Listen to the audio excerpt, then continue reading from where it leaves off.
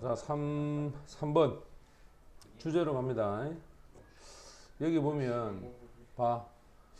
주제에 관련된 문제를 풀 때는 이렇게 전치사가 있으면 잘라놓고 이 앞쪽 부분은 핵심이고 요 뒤에가 화제이기 때문에 공통분모를 찾는다.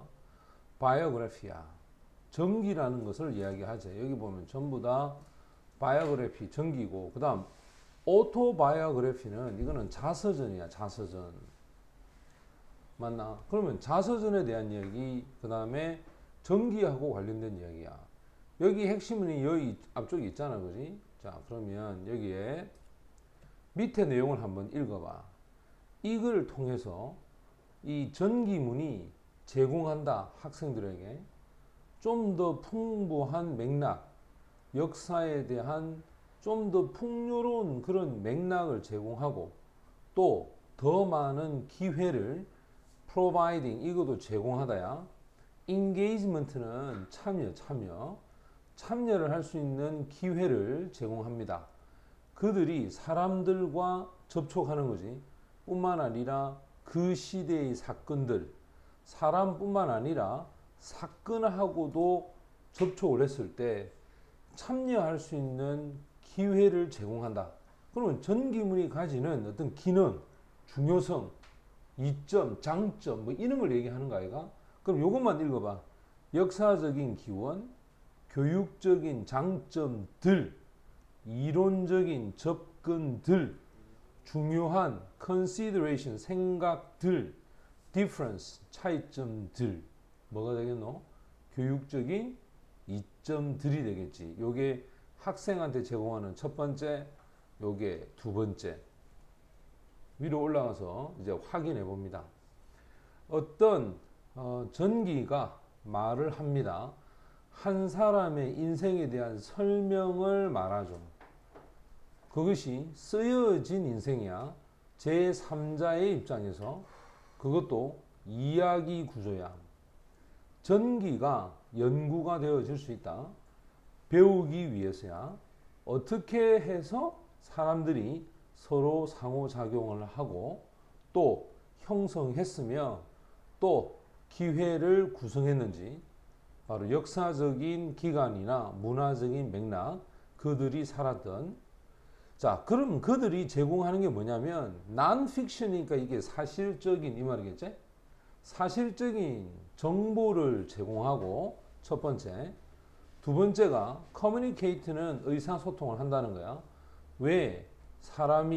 어떤 사람이 가지는 업적이 너무너무 중요해서, 소댓에 걸리겠지? 너무너무 중요해서 기록화되어졌는지. 그래서 전기를 읽는 데는 도움을 줍니다. 학생들이 반응을 하는 거야. 어떻게 그들이 느꼈는지. 역사적인 사람과 사건에 대해서. 다이내믹이란 말은 아주 동적이란 뜻이야. 동적인 과정이죠.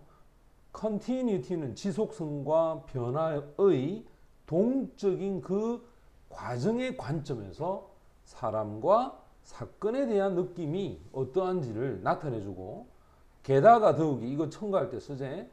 역사 속에 나오는 인물들, 이 인물들은 인간화되어집니다. 전기를 인해서. 이것은 결국 학생들이 좀 더 가까이에 과거로 다가가게끔 해줍니다. 그래서 그들이 경험을 하는 거야. 구체적인 인물들의 특성을 또 현실들을 뭐한다? 경험하게 해주제. 이걸 통해서 전기가 제공하는 것은 학생들에게 좀 더 풍부한 역사적인 맥락과 흐름이었다. 자, 답은 2번이 되겠고, 그 다음 4번에서 보면은 주제로 가장 적절한 게 뭐냐? 역시 밑으로 내려가. 여기서 전부 다 여기 자릅니다. 자, of 자르겠지. 그 다음에 ignores and가 나옵니다. and가 나오면 요 하나 하고 그 다음 요 둘. 자, 이 둘의 관계를 물어보는 거다.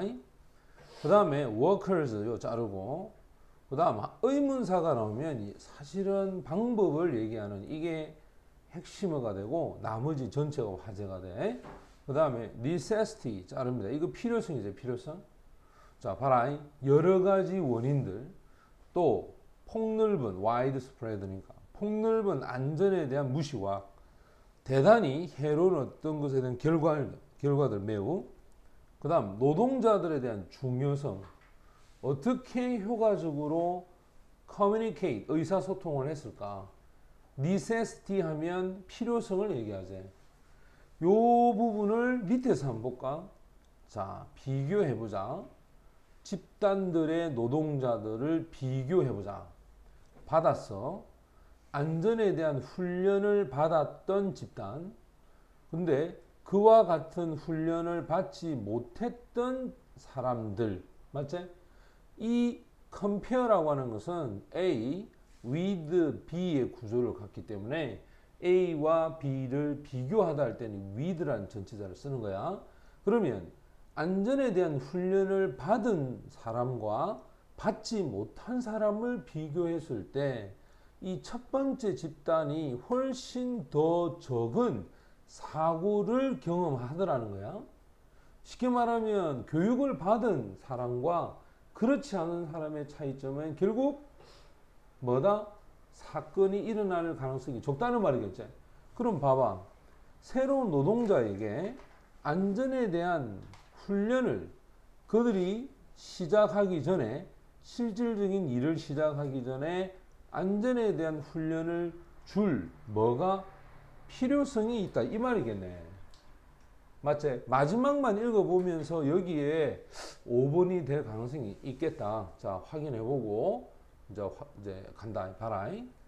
낮은 단계의 직업에 대한 어떤 이 경험은 결과를 낳습니다. 뭘 result in 하면 결과를 낳는다라고 해서 이렇게 해석해야 돼. 이 경험의 결과는 더 높은 사고율이라는 거야. 연구에서 보여줬다.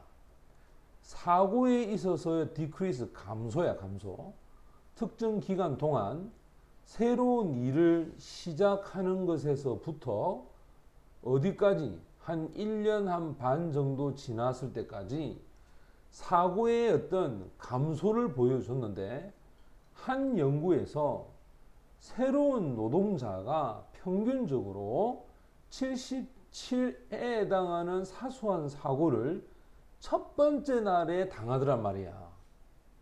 하지만 다음 6일에 걸쳐서는 이 사고의 특징들이 떨어지더라 이 말이야. 거의 13개 정도까지.